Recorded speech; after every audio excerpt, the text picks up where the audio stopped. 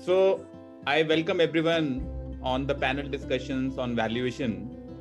It is an exciting panel and very interesting as we have Mr. Mark Zyla from USA, who also brings, besides being a practitioner on valuation, he also comes as the chair of IBSE Standard Review Board. Mr. Ashish is coming from Duff and Phelps. So again, bringing in perspective from Singapore and global perspectives. Mr. Rajan Vadhavan is from PwC, and again, he's a practitioner. So he will be sharing his perspective on M&A aspects. And we have with us Mr. Vineet Rathi, who comes from a registered valuer entity. He's a partner of RNC ValueCon. So it's very interesting time because, like the first panel, we all discussed that there is a lot of money that's waiting to be invested in different parts of the countries, but COVID has only subsided the investments, and slowly and steadily we have seen that the M&A activity is increasing. We touched upon some aspects of Zomato valuations, the recent startups, and different perspectives. So what I'll do, I'll just take it step by step. And first, let's understand about the global perspective, about how IBSE standards are helping the global economies.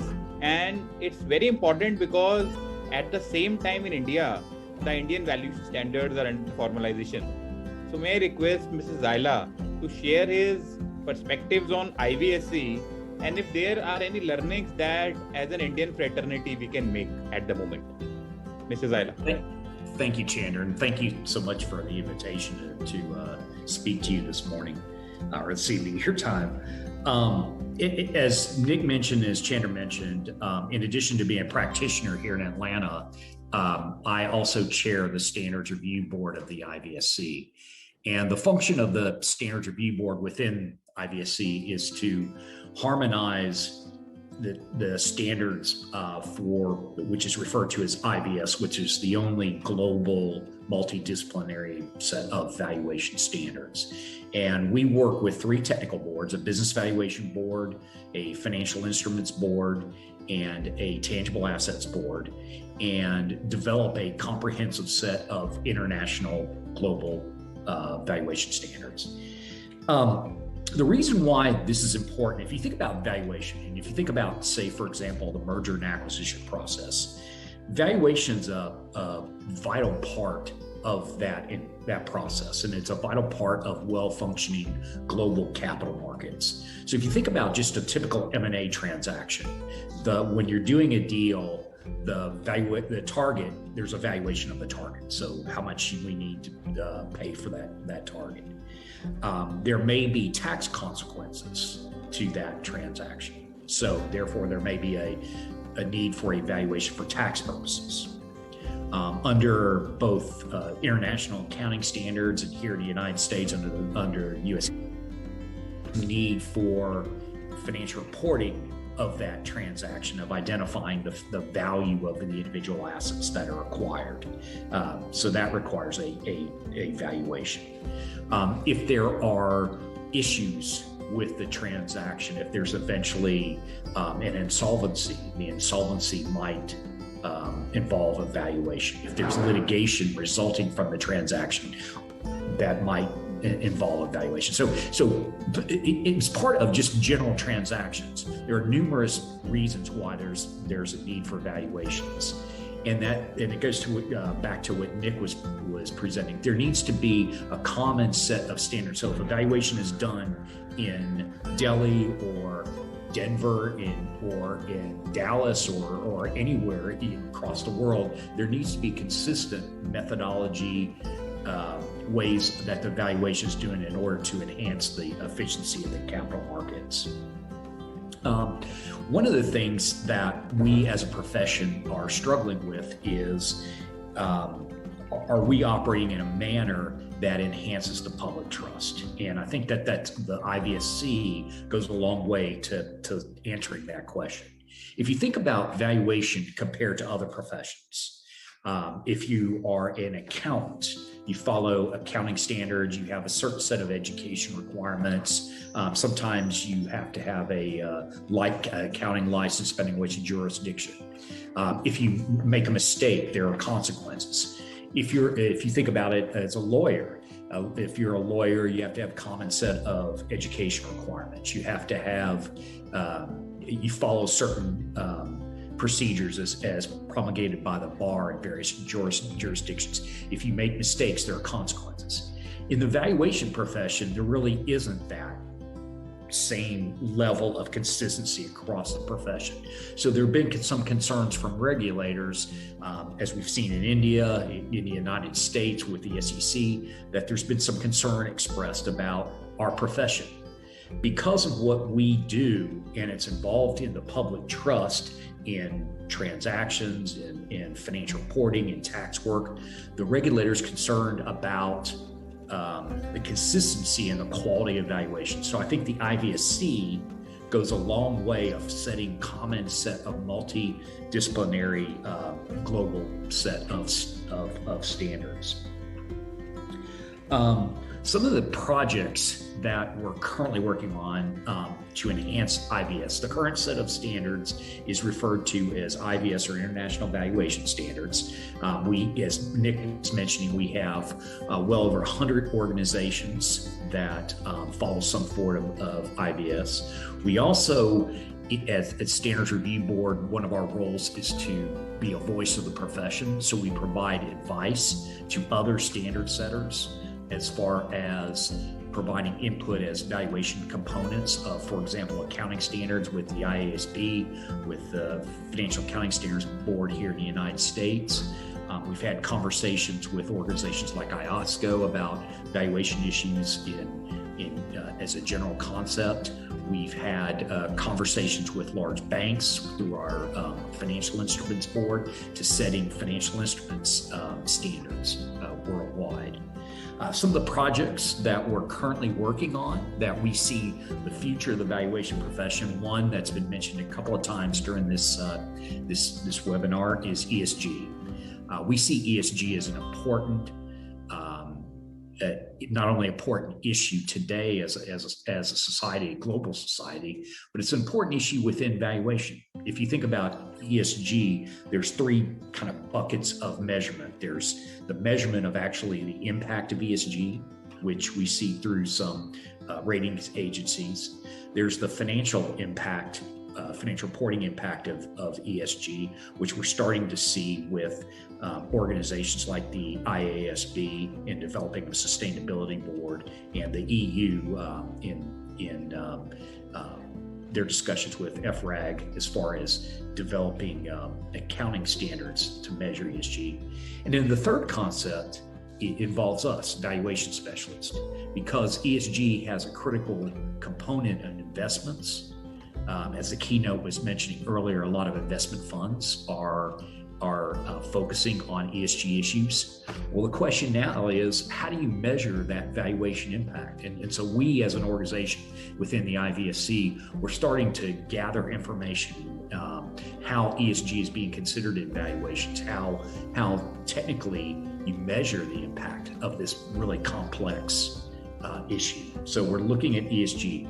Another area where we see a growing interest is internally generated intangible assets. As the economic consequences of the pandemic have accelerated the trend towards more technology-based sectors, we see more value going to those particular sectors. When you look at the market cap to the book value, the question is, how do we measure that? How do we measure the value of the intangible assets if it's not being measured by financial reporting? So we're looking at internally generated intangible assets. We're working with accounting standard setters, similarly, to look at how goodwill is being measured and what exactly is goodwill that's resulting from transactions.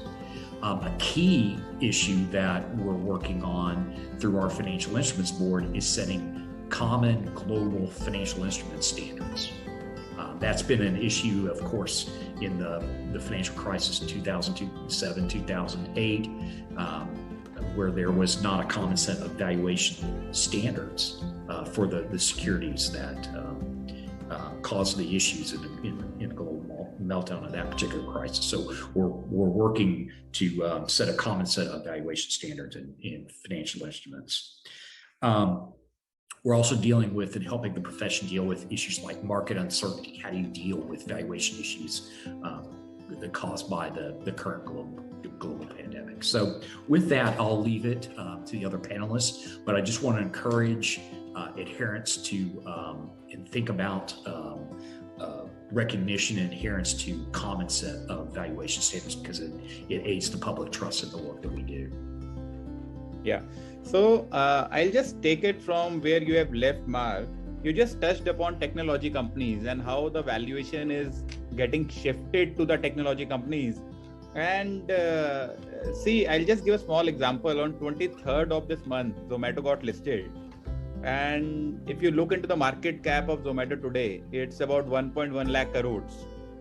So it has a top line of about 2100 crores. It got listed at a market cap to sales of 28 times, which Mr. Damodaran, Aswath Damodaran had valued at about 41 rupees. It got listed at 76. Yesterday, Friday, it was, I think, 136. So it has grown about 90% over and above the market price in less than a week. So getting about 50x of top line. So I would ask Ashish if he can give some perspectives on the early stage companies, because so far what has happened that when we were valuing these kind of companies, there were not enough comparables in Indian markets. So we were looking at, global markets, Alibaba, Amazon, those kind of companies. But now with Zomato, there will be Paytm, there will be MobiKwik, there will be many companies. So how should we value? Can we actually value it? Because you need to also look at it from regulatory perspective. Regulators are asking you to follow a particular methodology, and if you don't follow the methodology, and if there is a gap, then there are tax elements also involved. So Ashish. Thank you, everyone, and glad to be on this panel with esteemed people on the same screen.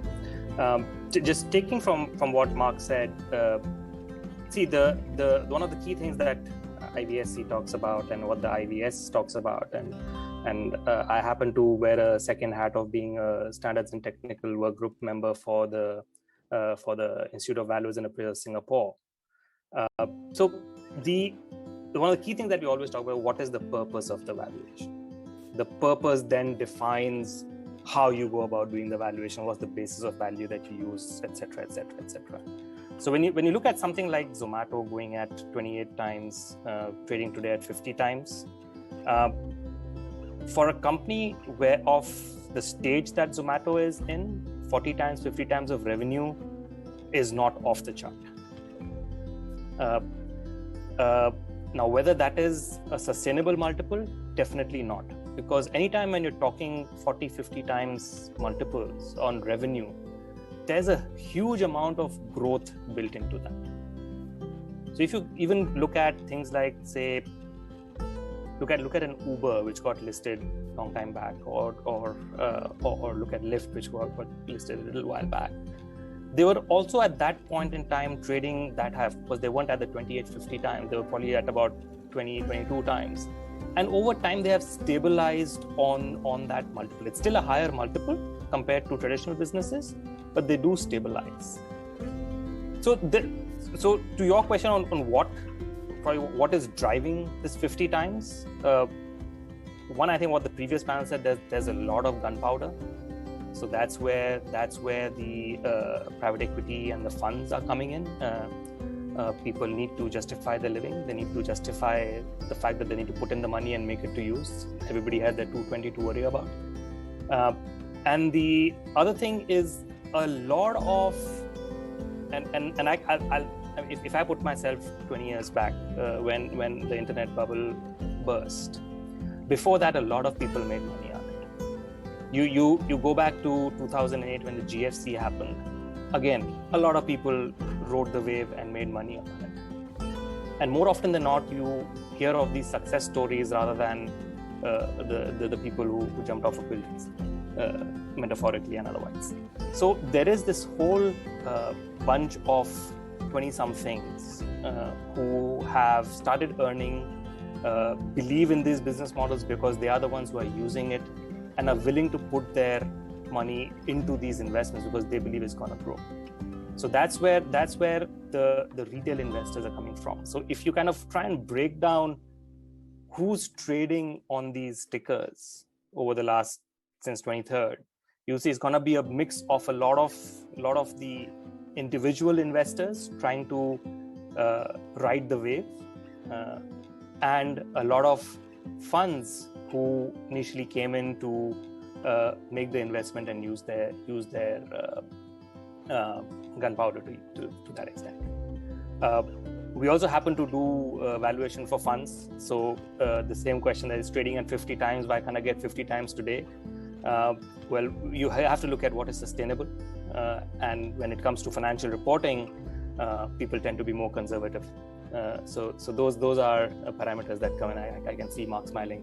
Yeah, philosophy remains the same. You got to be conservative when you're reporting. Yeah. I hope that answers the question, Chandra. Happy to go into more details. Yes, that gives a perspective. I'm not sure whether that answers or not, but thanks for that. There are no right answers right now. There are no right answers. Yeah, actually, that is the correct answer. So let's just move on M&A perspectives. We have Mr. Vadhavan, and Mr. Vadhavan brings a lot of experience. And yesterday I was reading that there is a company, Syngenta India. And what has happened in that company is that company got delisted many years back, and now there is a capital reduction happening. There is some voice.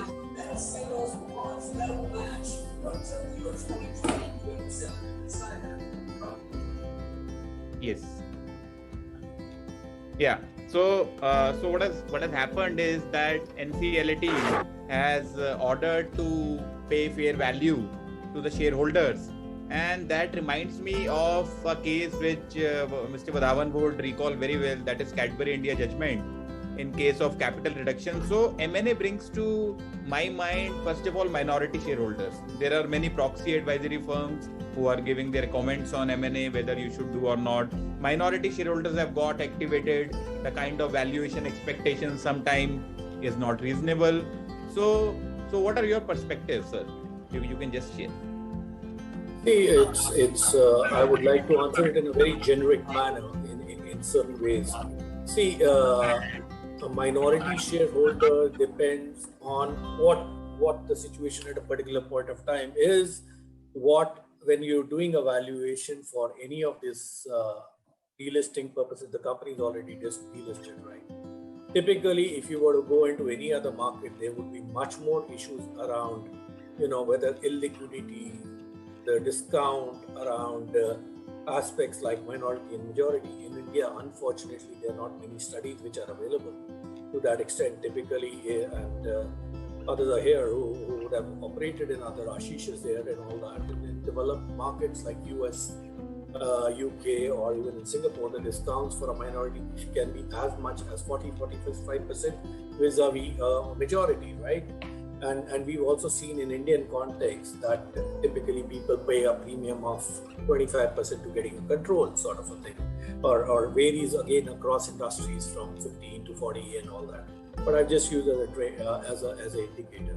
Now, what happens now? Unfortunately, in India or in a number of places, the issue which comes up is the valuation fair? On what basis the valuation has been done?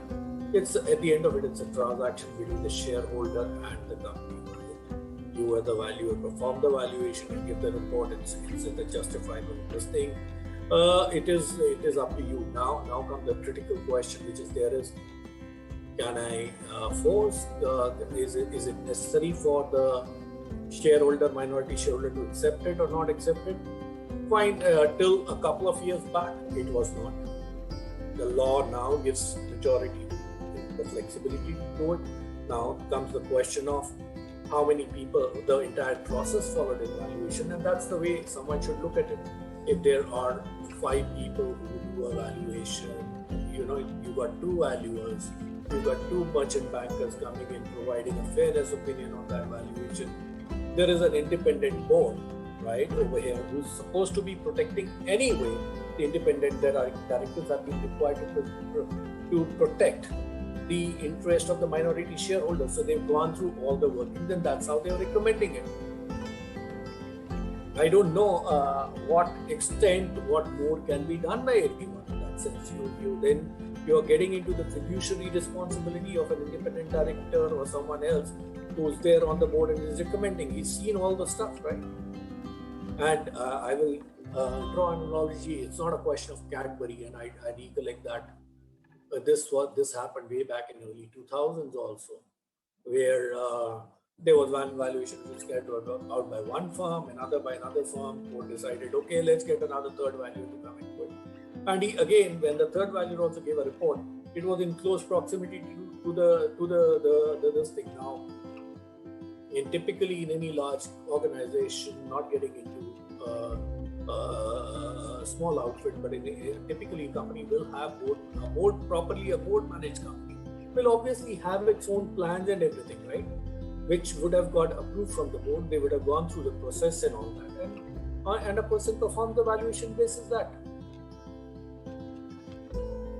Yes, you're right, sir. But what has happened is that valuation has become a soft target, and so I would like to ask this. I would like to connect it with Mark. And Mark, is there any guidance in the international valuation standards on? A valuer has done the diligence, submitted a report. He could have given, another valuer might have given a different valuation.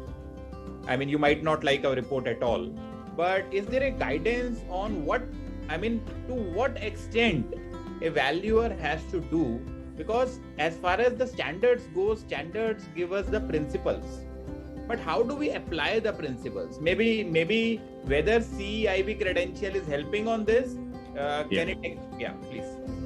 Yeah, that's an excellent question. I think standards by their nature, and I think you point to IBS are typically principles based, right? They're providing guidance as far as the technical aspects of valuation, but obviously each situation is different, so we're applying principles similar to accounting standards, right? IASB.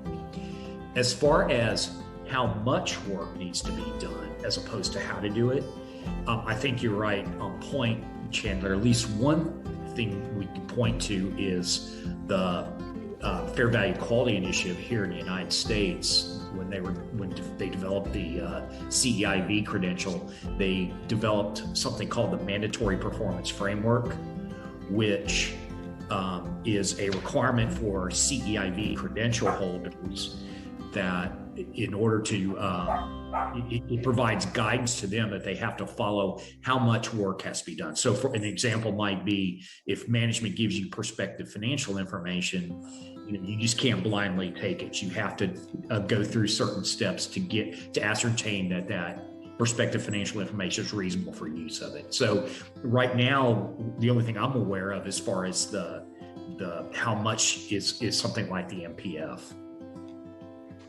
Yeah. And just quickly distinguishing it, MPF is a framework. It's not a standard per se. So there's a difference between ethical standards, technical standards, and then frameworks.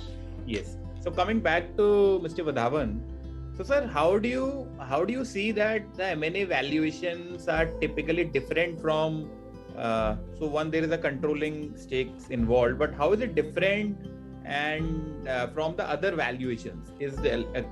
Can we compare the private equity, venture capital, M&A valuations with other kind of valuations? I don't see the valuation principles remain the same, right? Now the question is, when a private equity investor is investing into this thing, into any startup or something, like we use an example of Zomato, right? Or even let's take an example of a Flipkart. The valuation varied at a particular point of time when the investors were coming into the entity, or whenever they were investing. valuation is always at a particular point of time, right? And they invested, and in fact, in certain cases, let's take the case of Flipkart itself, the investors did write down at a particular point of time the valuation. From a 16 billion number, it came down to around 12 billion or something like that. People have taken those calls on the basis of the reporting which they may have had to do, and the circumstances over here. Like Ashish spoke about today, the markets are in a pretty buoyant mood because so much of currency or the gunpowder is around, and people are investing into this. So people are also willing to take perhaps higher risk, invest, and it's like the 20s, the kids who are just getting into the jobs, they are also getting associated with the markets. We perhaps could be going through a revolution. If you look at it, typically in early 90s, early 80s, people used to think more about a manufacturing company. Look at GE, what are we going to invest? There are tangible assets, this and that. Then slowly things started moving towards the IT or the services space, right? And now we are moving towards the technology space or the view which is being given out in technology. Now, the key question over there is, when you are talking about technology, is what qualifies as a technology. You also had a situation like a WeWork situation where there could be a meltdown because at the end of it, you are not in a similar situation. That what are you doing? You're getting rentals accumulated and then putting it out on this thing. So investing in a transaction when you're doing evaluations for a private equity, your primarily financial thing could be the driving factor over there. One of the critical things is when do I exit out, or how much return I make and all that.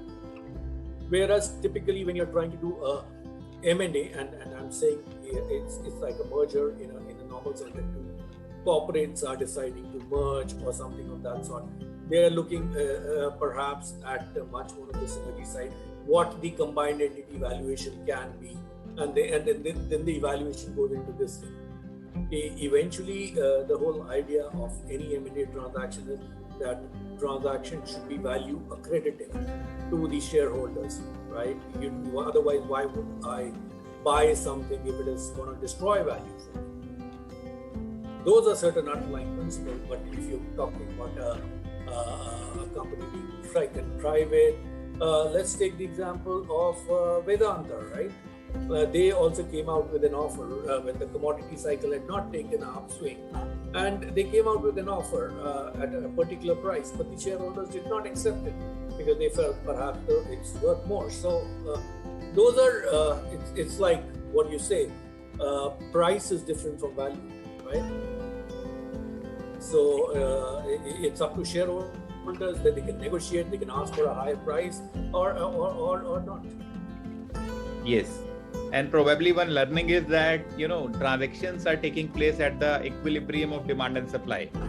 I mean, that I think is a function of right now, the global economy, the kind of currency which has been printed, whether you take a look at the US, in India, the deficits have gone to a different level, right?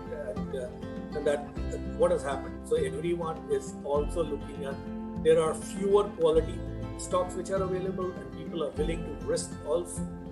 The risk-taking ability of the individuals is much more. And the other thing which you've noticed is, let's take the case of US and other places where you have the youngsters or people are able to take calls, and they are even able to take large funds or investors to the wall, right? They can understand with the complex logarithms and all that, they can work out whether the market has been short sold, a particular stock has been short sold, let's cover it up or take it to the other position. But those situations are not based on so-called value, right? But they could be based on people are taking position of the advantage of the situation in a particular stock position, which are there. Yeah. And I was just looking at the data. So if we look into the 7-month IPO numbers, I think India has crossed 42,000 crores. And with the other IPOs in pipeline, it is expected that year 2021 itself will cross 1 lakh crores. So, and this 1 lakh crores doesn't include the divestment plan from LIC, which could itself be about 50,000 to 1 lakh crores, maybe just at a 5%, 7%, 10% stake. So what happens ideally is that once we move away from M&A and once companies reach a saturation stage, that is typically at a level when this IBC code come into play. Because we have touched upon the growth stage companies, startup companies, but the way these distressed companies are valued is actually different. So I would request Vineet to just share his perspective and practical experience on how the distressed companies are differently valued than the startup and growth stage companies. Good morning and good evening, everyone. Well, very, very appropriate question, because all valuing a growth stage company and valuing an IBC company or a company which is undergoing stress at this point in time is entirely different. The first thing that we notice is the availability of data sets. The data sets are seldom available when you are valuing an IBC company. The quality of data that is available could also be questioned. When it comes to valuing an IBC company, we are primarily valuing the assets of the company, whereas when you're valuing a growth stage company, you may be valuing an assets of the company, but you could also look to value. You could look to do an enterprise valuation through income approach and various other approaches that are available, which generally is very difficult in the IBC stage. What happens when you're valuing an asset of a IBC company, you need to carry out physical verifications of various assets, including inventory, whether the data sets are available to carry out those physical verifications, whether the assets have been identified and stored correctly, whether the verifications could be carried out in an ideal situation is also a big question. As I mentioned, you're primarily valuing the assets in the IBC company, and when you're as such valuing the debtors or the loans and advances and other such SFA assets, whether the balance confirmations, most of the time balance confirmations are not available, the correspondences pertaining to recovery from such debtors or loans and advances are not available. If there is any dispute under those balances, what is the status of those disputes, whether enough activity has been done in order to resolve those disputes and recover those balances, whether the corporate or whether the RP, resolution professional, does have enough information to continue with respect to recovery of those assets is also questioned. Most of the time we have seen the resolution professional hardly has information to conduct appropriate measures to recover those disputed dues. What do you do in such cases? Also, one of the critical things is in an IBC stage, you are expected to value a particular asset on an historical valuation, as on a particular date in past. Most of the time, you hardly have a market value of such assets available at the historical date. Whether do you consider the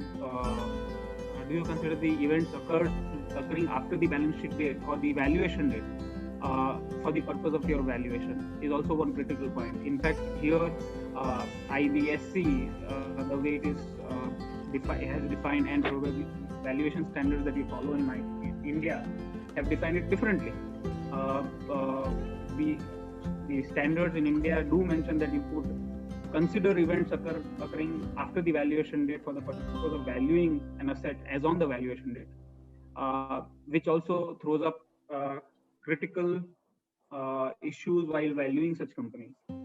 Also, a lot of challenges that are thrown up while we are valuing IBC companies is the maximization of value is at the forefront for any RP, and you end up you are always asked for valuing an asset which is not forming part of that balance sheet. For example, for infrastructure company, say pre-qualifications form a major part of an entry barrier for any infrastructure company.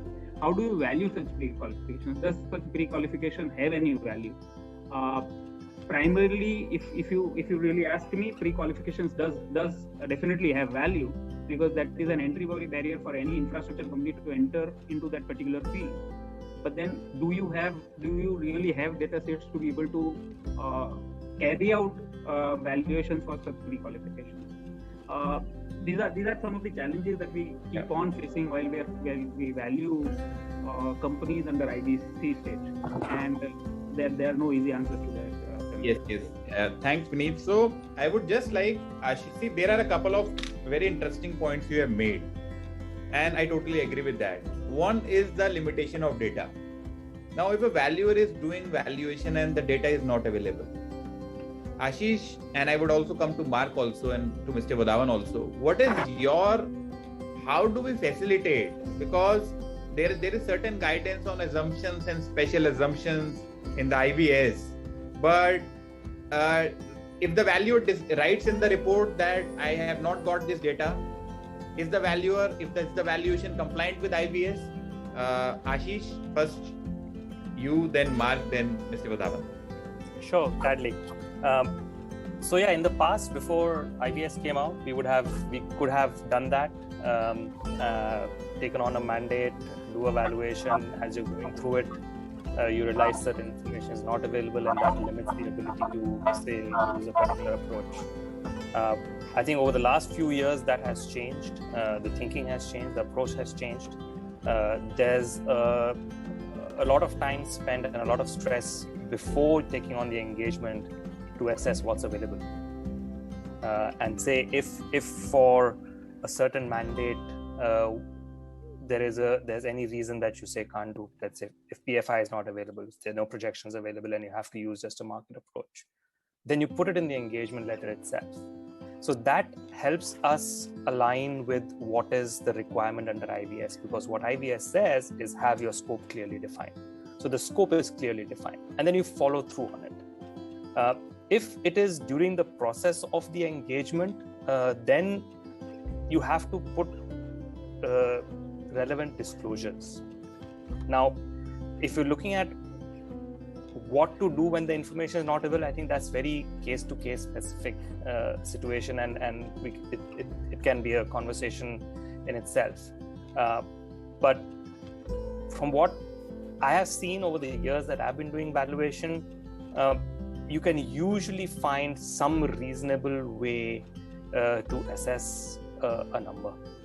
And maybe if I take IVC as a particular specific situation, the focus on IVC is looking at the asset cost or the asset value. So if there are no projections and no PFIs, that's totally fine, because the purpose is very different. And again, IVS talks about that too. It says it's a liquidation value. If it's not a for sale value, it's a liquidation value. Yeah. So that again does address that. Yeah. So let Sundar and Ashish, and I have a question here, and which is an important one. So Ashish, when you say, so now if there is an asset which we cannot value, or where the data sets are not available, we do mention not ascertainable. Okay, whether can we mention not ascertainable, or should we mention zero? How should we? And if you mention not ascertainable, while the table of assets shows value net of not ascertainable, and as you are aware, generally people look at the bottom of the table as the value and not what is in between. Yeah, so the way we've dealt with that is you won't put zero, because you can't ascertain that it's zero. So you're right, you should go not ascertainable. And again, getting prescriptive here, which I shouldn't have, but if it's not ascertainable, it is not ascertainable. And as long as the due process has been done by the valuer, you cannot be faulted on it. And I go back to one of the questions Chandar asked in terms of at what point can you pull up a valuer for what they have done or not done. You'll be surprised, there's case law which says that if a valuer has a mathematical error in the model leading to a particular wrong value, you cannot fault the valuer on it. There's an error, too bad. There are very limited areas in which under a legal situation, a valuation will be thrown out. And those are all around process, negligence, and good faith. So the onus of doing it right comes from standards and processes, because even in a litigation situation, the stress is, have you followed the right process? Have you done all that you could? Yeah. And as long as that disclosure is there, I think should be fine. And Mark, maybe you can say I'm all wrong. No, I mean, I agree 100% with what you're saying. I think it's a matter of transparency and disclosure, both if you can in the engagement letter and in your report, so that the reader is aware of if there are any limitations or changes on agreed upon scope, that the reader is aware of that. And if you can measure the impact on the valuation, perhaps do that as well. Yeah, and that recalls me of the draft valuers bill, which is actually pending in India. And a very interesting point which I see there is that the valuer bona fide is presumed there. So unless and until it is proved that valuer has done something otherwise, the bona fide is presumed. There are some other issues, but yes, that is one point. So I think we have about 5 minutes with us. So maybe we can all take 2 minutes, 1 to 2 minutes each, and just summarize the session, please. Mr. Vadhavan, your final thoughts. So I think I agree. The important thing is about the disclosure, what you want and what you cannot get, and what you can take a call.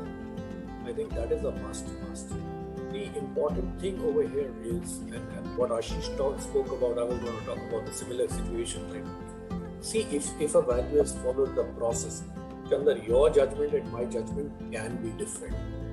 I may apply a 10% discount, you might apply a 5% discount. That's within our judgment. That's why they call valuation the art or a science, right?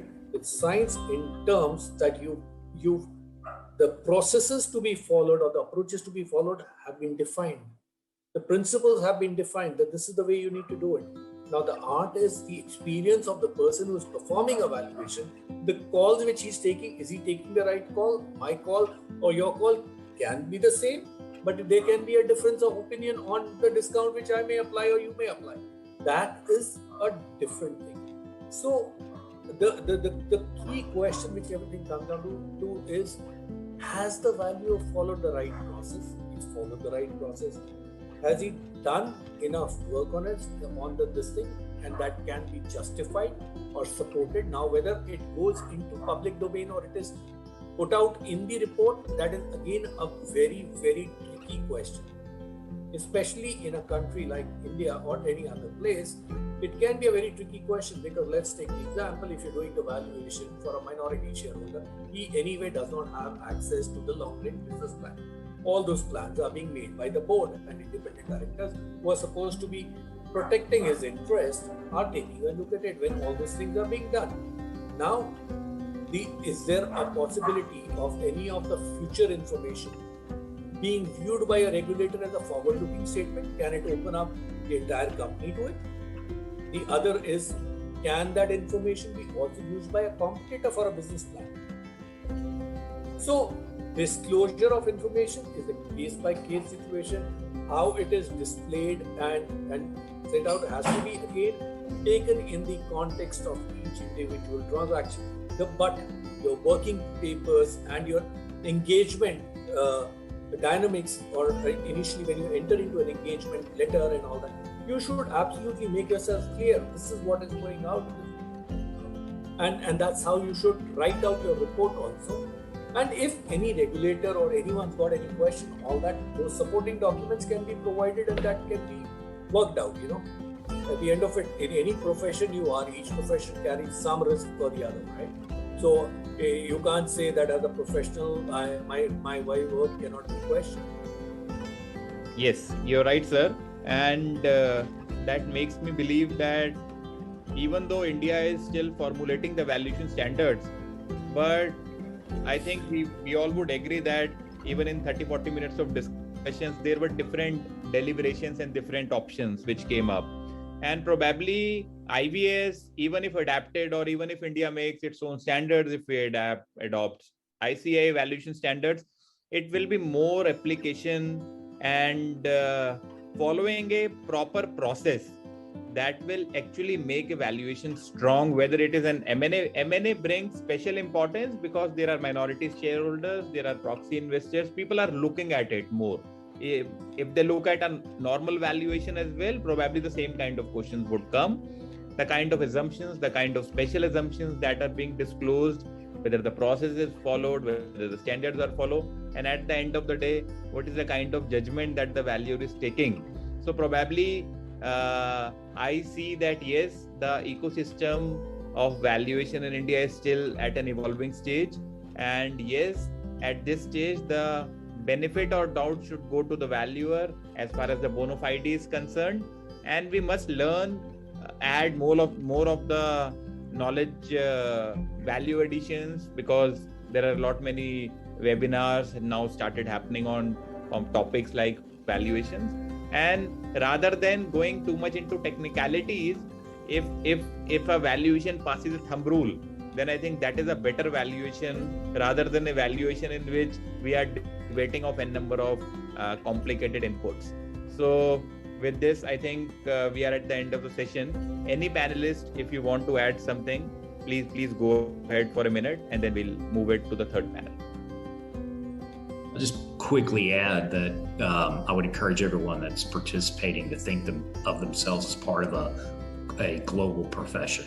And in accordance with that, it aids the public trust in the type of work we do. Yes, that's right. Yes, Raj, over to you.